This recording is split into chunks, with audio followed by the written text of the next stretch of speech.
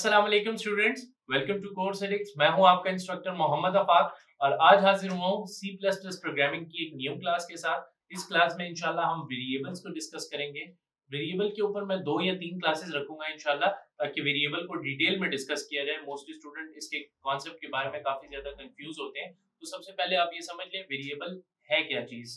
देखिए, वेरिएबल कुछ भी नहीं है, एक जस्ट कंटेनर है जो कि आपका तमाम तरह डेटा अपने पास स्टोर करता है। ठीक है, अब वेरिएबल को डिक्लेयर किस तरीके से करना है, वेरिएबल हम किस तरीके से बनाएंगे, वेरिएबल को हम किस तरीके से वैल्यू असाइन करेंगे, ये क्या चीज है। इससे पहले मैं आपको छोटी सी एक चीज बता दूं। देखिए, फॉर एग्जांपल, अगर यहाँ पे हमने पिछली क्लासेस में एक प्रोग्राम लिखा हुआ था हेलो वर्ल्ड, ठीक है, और उसके बाद हमने यहाँ पे रिटर्न 0 लिखा था, राइट। और अगर हम इसे रन करते हैं तो ये हमारे पास काम करता था और ये वैल्यू जस्ट प्रिंट हो सकती थी। लेकिन अगर आप एक बात करें ना कि इस वैल्यू को अगर मैनिपुलेट करना है, मतलब इसके ऊपर कोई प्रोसेसिंग करनी है या इसको किसी दूसरे टेक्स्ट के साथ हमने मिलाना है, तो हम नहीं कर सकते थे।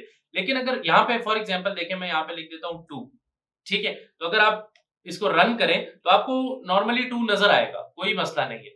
लेकिन इस 2 के साथ आप कोई प्रोसेसिंग नहीं कर सकते, मतलब किसी नंबर को ऐड नहीं कर सकते, किसी नंबर को सब्ट्रैक्ट नहीं कर सकते, किसी नंबर को डिवाइड नहीं कर सकते। इसको जस्ट आप डिस्प्ले कर सकते हैं, बस, इससे ज्यादा और कुछ नहीं कर सकते। क्योंकि ये क्या है, ये टेक्स्ट है। ये क्या इसको ट्रीट कर रहा है, ये टेक्स्ट ट्रीट कर रहा है। क्योंकि मैंने आपको पहली क्लास में बताया था कि जो भी वैल्यू आपके पास इन डबल कोट्स के अंदर होती है वो क्या कंसिडर की जाती है, वो स्ट्रिंग कंसिडर की जाती है, वो टेक्स्ट कंसिडर होती है। तो ये बेसिकली अगर आप एक्चुअल वर्ल्ड में इसको कंसिडर करें तो ये टेक्स्ट नहीं है, ये आपके पास क्या है, एक न्यूमेरिक वैल्यू है, एक नंबर है, एक इंटीजर है। ठीक है, तो अगर आप इसके साथ कोई भी मैनिपुलेशन करना चाहें वो काम नहीं करेगी। इस चीज को जरा आप जहन में डाल लें। लेकिन अब अगर मुझे अपने लिए एक प्रोग्राम लिखना है जिसमें मैं 2 नंबर्स को प्लस कर सकूं या कोई एक वैल्यू को डिस्प्ले कर सकूं जो कि सही एक्चुअल में इंटीजर हो, ठीक है, तो वो हम कैसे करेंगे। देखिए, वो आप वेरिएबल के बगैर कर ही नहीं सकते। वेरिएबल के बगैर ये चीज पॉसिबल नहीं है कि आप 2 वैल्यूज के ऊपर कोई ऑपरेशन परफॉर्म कर सकें। ठीक है, देखिए जरा इस चीज को गौर से समझने की कोशिश करें। अगर मैं यहाँ पे एक वेरिएबल डिक्लेयर करना चाहता हूं तो आपने वेरिएबल में क्या होगा, आपकी जो वैल्यू है वो एक स्टोर होगी, वो रैम में एक जगह के ऊपर स्टोर होगी। ये ऐसे ही है जैसे फॉर एग्जांपल आपके घर में अलग अलग कमरे और उसमें अलग अलग अफराद मौजूद है, तो हर अफराद का एक अलग कमरा है। ठीक है, इसी तरह हर वैल्यू के लिए अलग एक कमरा आप स्टोर करेंगे रैम के अंदर। आप ऐसे कंसिडर कर लें। किस तरीके से करना है देखें। अब सबसे पहले मैं आपको एक बेसिक वेरिएबल को डिक्लेयर करने का तरीका बता रहा हूं कि अगर वेरिएबल आप जो डिक्लेयर कर रहे हैं उससे पहले आपको डेटा टाइप बतानी पड़ेगी। क्या बतानी पड़ेगी, डेटा टाइप, कि इस कमरे में जो वेरिएबल आएगा, जो वैल्यू आएगी वो किस टाइप की होगी। हो सकता है वो स्ट्रिंग हो या टेक्स्ट हो सकता है वो पॉइंट वाली वैल्यू हो सकता है वो नॉर्मल इंटीजर हो। तो आपने उसको पहले बताना है। तो अगर मैं यहाँ पे लिखता हूँ ना इंट, तो देखिए वो ब्लैक हो गया। क्या हो गया, ब्लैक हो गया। ये ब्लैक क्यों हुआ है, ये रिजर्व वर्ड्स के बारे में भी हम इंशाल्लाह क्लासेस में आगे पढ़ेंगे। तो अगर ये इंट है, ठीक है, इंट का मतलब है इंटीजर। क्या, इंटीजर। तो अब मैं अपने कंपाइलर को बता रहा हूं, अपने C++ के कंपाइलर को बता रहा हूं कि इसके अंदर जो पहले वैल्यू हम, इसके अंदर जो भी हम वैल्यू स्टोर करेंगे वो क्या होगी, इंटीजर टाइप की होगी। ये क्या हो गया आपके पास, ये डेटा टाइप हो गई। ठीक है, सिमिलरली इसके बाद हम इंटीजर के बाद आप स्पेस देते हैं और लिखते हैं कोई भी वेरिएबल का नाम आप दे दें। ठीक है, लेट्स से मैं var दे देता हूं, एक वेरिएबल का नाम। ठीक है, और इज इक्वल टू, और मैं इसको कोई वैल्यू दे देता हूं, लेट्स से मैंने 20 दे दी। तो अब ये जो वेरिएबल की वैल्यू है आपके पास, ये जो है ये प्रॉपर अब आपके पास 20 जो है एक वेरिएबल में स्टोर हो चुका है। इसमें वेरिएबल का क्या नाम है, var नाम है। var नाम के एक वेरिएबल में हमने इसको स्टोर कर लिया, या मैं इसका a नाम रख देता हूं ताकि कंफ्यूजन खत्म हो जाए।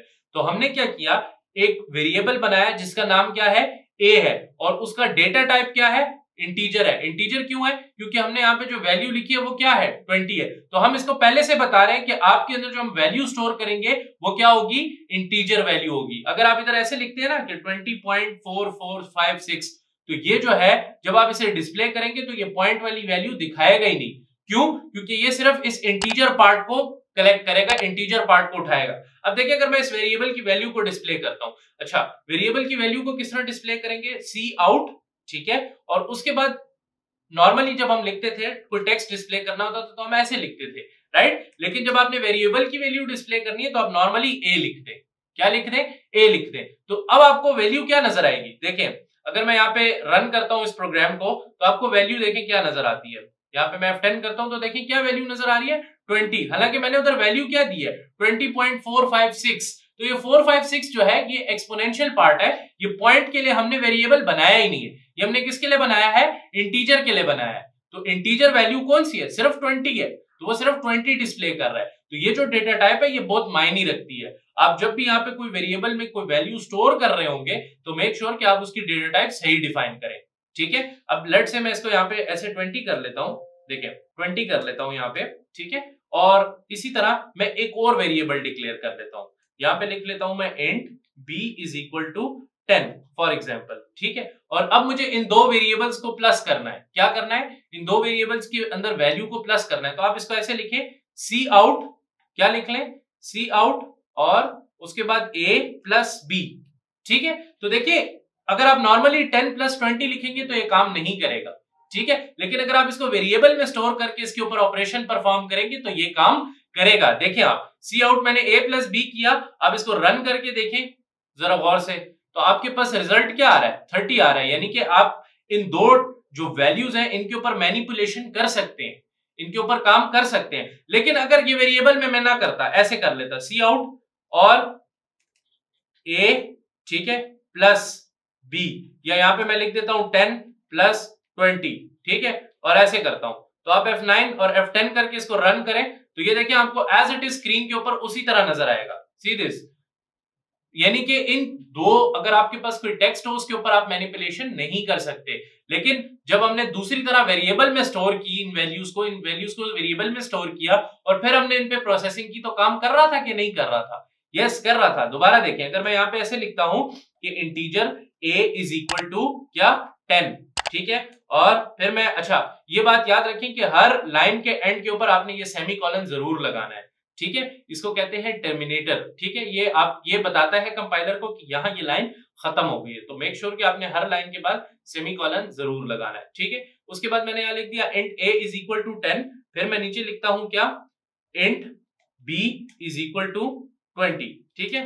और उसके बाद मैं यहाँ लिखता हूं क्या, सी आउट और a प्लस b, मैंने कोई वो नहीं लगाया, क्या नहीं लगाया, मैंने कोई डबल कोट्स नहीं लगाया, ऐसे किसी चीज को नहीं, बस दो वेरिएबल्स लिए, इनको इनके अंदर 10 और 20 वैल्यू स्टोर की और फिर मैंने क्या कर दिया, a प्लस b, यानी कि इन दो वेरिएबल्स में जो वैल्यूज है उनको प्लस कर दो। आप इसको रन करके देखें, सी दिस, और इसको F9 से कंपाइल करें। कंपाइल करने से क्या होगा, देखें यहाँ पे मैंने फॉर एग्जांपल सेमीकोलन हटा दिया, F9 प्रेस किया तो ये मुझे एरर दे रहा है, कहता है कि यहाँ पे टर्मिनेटर नहीं है। देखें एक्सपेक्टेड दिस, जो कि एक्सपेक्ट किया जा रहा था और दिया नहीं गया, तो बिफोर रिटर्न, तो आप यहाँ पे दें, ठीक है। उसके बाद आप कंपाइल करें तो आपके पूरे प्रोग्राम में से एरर्स को फाइंड किया जाएगा, कोई एरर नहीं है। अब आप अपना प्रोग्राम रन करें तो देखिए क्या नजर आ रहा है आपको, 30 नजर आ रहा है, ठीक है। इस लाइन को मैं जरा फिलहाल हटा देता हूँ, ठीक है जी।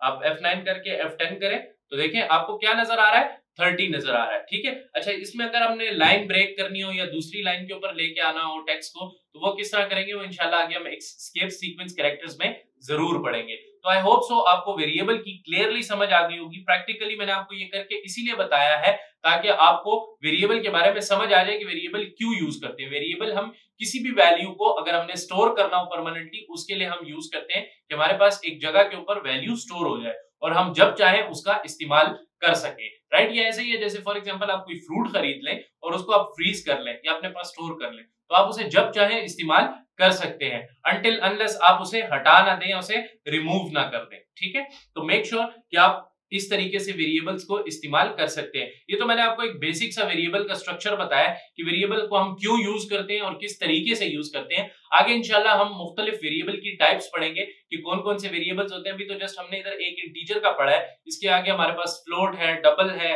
कैरेक्टर है, बूलियन है, इन तमाम तर को हम डिटेल में इंशाल्लाह डिस्कस करेंगे अगली क्लासेस में। तब तक के लिए स्टे ट्यून्ड, अल्लाह हाफिज।